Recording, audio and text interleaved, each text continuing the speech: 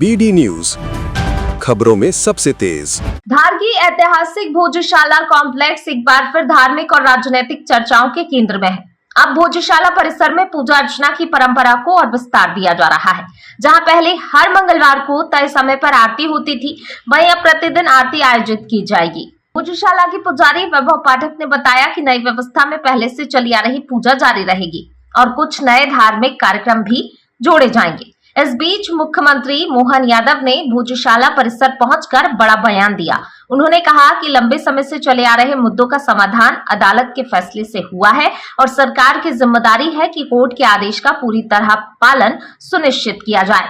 मुख्यमंत्री ने प्रशासन की सराहना करते हुए कहा कि फैसले को लागू करने में पूरी ताकत लगाई गई। अब भोजशाला में रोजाना आरती शुरू होने के बाद प्रदेश की राजनीति और धार्मिक माहौल में इसकी गूंज और तेज होने की संभावना है। ये बात सही कि जितनी पुरानी ये समस्या थी, जितना अच्छे ढंग से न्यायालय ने निर्णय किया है और निर्णय के बाद जैसा होता है, सरकार का फर्ज होता है कि वो उस निर्णय को लागू करने के लिए, निर्णय को लागू करने के लिए अपनी भूमिका अदा करे। मैं इस बात के लिए अपने सारे प्रशासन को बधाई देना चाहूंगा, जिनने निर्णय को परिपालन में पूरी ताकत लगा करके सभी लोगों के बीच इस बात को स्थापित किया कि जो न्यायालय निर्णय दे दे।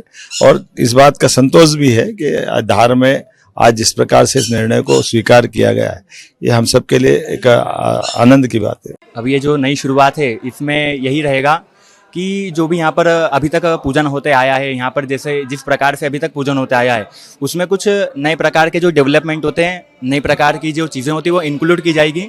और उसी के साथ साथ यहाँ पर जो पहले जो होता था कि एक टाइम की मंगलवार की आरती होती थी, अभी जो प्रति दिवस होने लगी है, इसी प्रकार नई नई चीज़ें जो मंदिर में प्रतिदिन होना चाहिए, वो सब चीज़ें यहाँ पर धीरे धीरे लागू की जाएगी। आने वाले समय में हम यही चाहेंगे और यही सोचेंगे कि यहाँ जो मंदिर है और यहाँ की जो प्लानिंग चल रही है सरस्वती लोक बनाने की, तो उस प्लानिंग को यहाँ पर पूर्णतः यहाँ पर लागू किया जाए और उसी प्लानिंग के हिसाब से यहाँ पर काम किया जाए और एक भव्य प्रकार से मंदिर और लोक को निर्माण किया जाए।